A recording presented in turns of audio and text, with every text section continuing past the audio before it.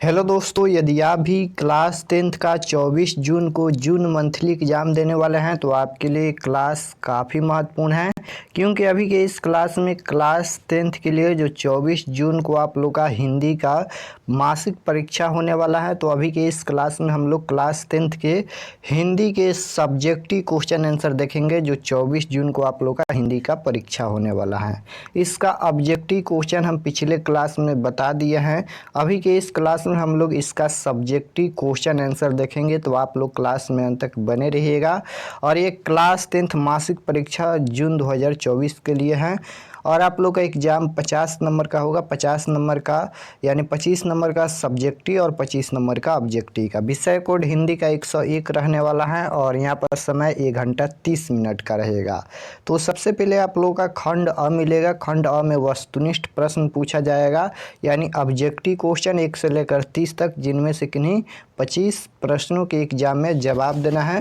उसके बाद खंड ब मिलेगा। खंड ब में सबसे पहले आपसे यहाँ पर निबंध पूछा जाएगा। निबंध लिखने के लिए यहाँ पर जैसे 4 यहाँ पर निबंध दिया जाएगा, जिनमें से किसी एक पर 250 से 300 शब्दों में निबंध लिखना है और ये 5 अंक का होगा। तो देख सकते हो क नंबर पूछा गया है, जवाहरलाल नेहरू मेरे प्रिय नेता। इस पर आपको निबंध लिखना है, ये फर्स्ट क्वेश्चन पर ही पूछा जाएगा। उसके बाद ये ख नंबर में पूछा जाएगा, यानी ख नंबर पर तकनीकी शिक्षा का महत्व, और ग नंबर महात्मा गांधी। यानी इस तरह से पूछा जाएगा, जिनमें से किसी एक पर निबंध लिखना है। और निबंध लिखना बहुत ही आसान होता है, अपने आप से भी लिख सकते हो इसके बारे में। तो यहाँ पर महात्मा गांधी पर हम लिखे हैं, यानी महात्मा गांधी पर इसका हम आंसर दिखाएंगे। तो चलिए इसका हम लोग आंसर भी देख लेते हैं। महात्मा गांधी पर निबंध देख सकते हो, यहाँ पर आंसर लिखा गया है महात्मा गांधी पर निबंध। सबसे पहले प्रस्तावना लिखना है। प्रस्तावना के बारे में इतना लिखना है यहाँ तक।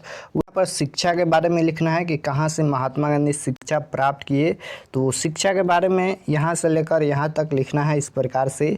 उसके बाद यहाँ पर राष्ट्रीय आंदोलन में सहभागिता के बारे में यहाँ तक लिखना है, देख सकते हो। उसके बाद निधन के बारे में लिखना है यहाँ तक।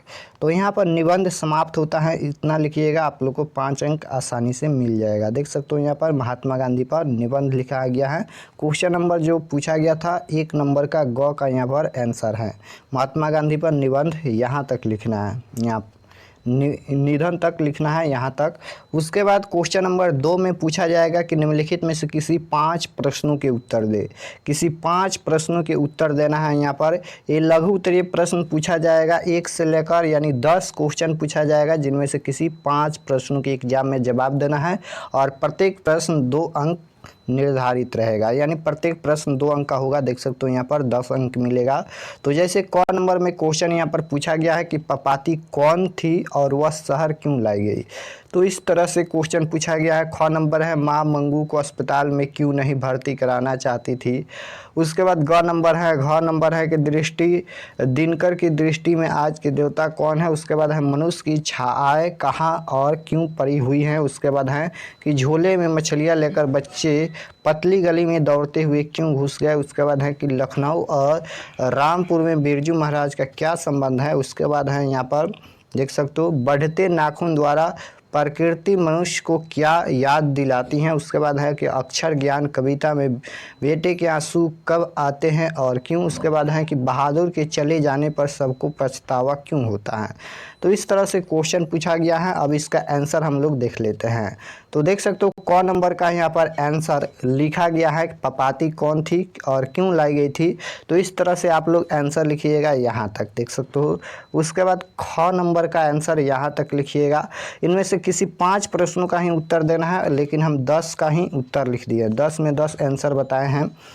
उसके बाद ग नंबर का आंसर आप लोग लिखिएगा इस तरह से कि कवि की दृष्टि में कृष्ण और राधा माली और मालिन है। तो इस तरह से ग नंबर का यहाँ तक लिखिएगा। उसके बाद घ नंबर है कि दिनकर की दृष्टि में मजदूर तथा किसान ही आज के देवता हैं।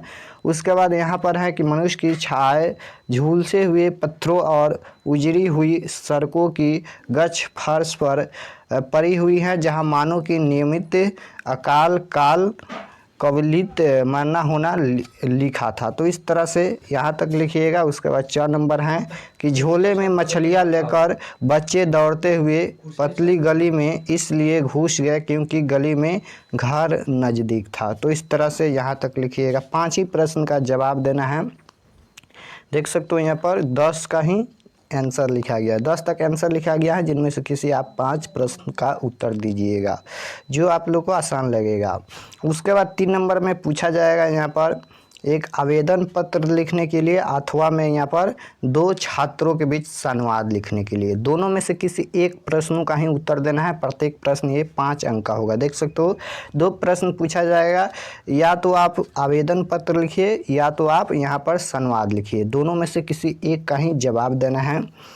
तो यहाँ पर देख सकते हो दोनों का आंसर लिखा गया है। जैसे आवेदन पत्र लिखना है इस प्रकार से देख सकते हो, ये आवेदन पत्र है, यहाँ तक आवेदन पत्र यहाँ तक लिखिएगा। या फिर यहाँ पर अथवा में देख सकते हो 2 छात्रों के बीच संवाद लिखा गया है। इस तरह से कक्षा में 2 छात्रों के बीच संवाद लिखा गया है, तो संवाद यहाँ पर लिखा गया है। देख सकते हो दोनों का जवाब लिखा गया है, आप लोग किसी एक पर ही आंसर दीजिएगा। उसके बाद यहाँ पर क्वेश्चन नंबर 4 में पूछा जाएगा कि निम्नलिखित प्रश्नों में से किसी एक प्रश्न का उत्तर दे। 4 में भी 2 क्वेश्चन पूछा जाएगा, ये व्याख्या वाला प्रश्न है। देख सकते हो यहाँ पर क और ख 2 प्रश्न पूछा जाएगा, जिनमें से किसी एक पर व्याख्या करना है।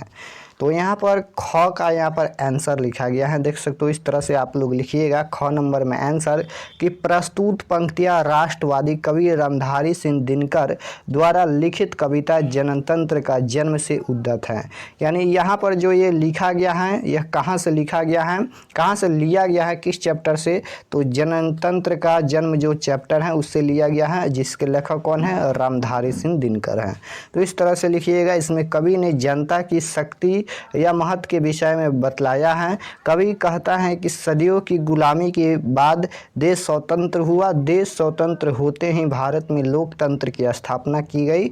लोकतंत्र में शासन की शक्ति जनता के हाथ आ जाती है। इस व्यवस्था में देश के हर बालिग व्यक्ति को मत देने का अधिकार होता है। जनता अपने मतानुसार प्रतिनिधि का चुनाव करती हैं और यही प्रतिनिधि सरकार बनाकर शासन कार्य का संचालन करते हैं। तात्पर्य यह कि शासन जनमत आधारित होने के कारण जनता की इच्छा पर निर्भर होती हैं। इसलिए कवि वैसे लोगों को सतर्क करता है जो सत्ता पर कुंडली मारे बैठा रहता था और जनता का शोषण करता था, लेकिन जनतांत्रिक पद्धति में नेता जनता के हाथ कठपुतली बने रहते हैं, वे अपनी मनमानी नहीं कर सकते हैं। तो इस तरह से आंसर लिखिएगा। और यहाँ पर हम सभी आंसर बता दिए हैं, देख सकते हो। और इसका PDF हम अभी व्हाट्सएप ग्रुप और टेलीग्राम ग्रुप में सेंड कर देते हैं, तो आप लोग ज़रूर ज्वाइन कर लीजिएगा। डिस्क्रिप्शन में लिंक मिलेगा। और व्हाट्सएप ग्रुप ज्वाइन नहीं किया है तो व्हाट्सएप ग्रुप पर मैसेज करके भी ज्वाइन कर सकते हो। यहाँ पर नंबर है 8292929627। इस पर व्हाट्सएप पर मैसेज करना है, बोलना है कि क्लास 10th के ग्रुप में जुड़ दीजिए। तो मिलते हैं नेक्स्ट क्लास में। चैनल पर नए होंगे तो चैनल को सब्सक्राइब कर लीजिएगा ताकि आने वाले नेक्स्ट क्लास आपके पास ज़रूर पहुँचे।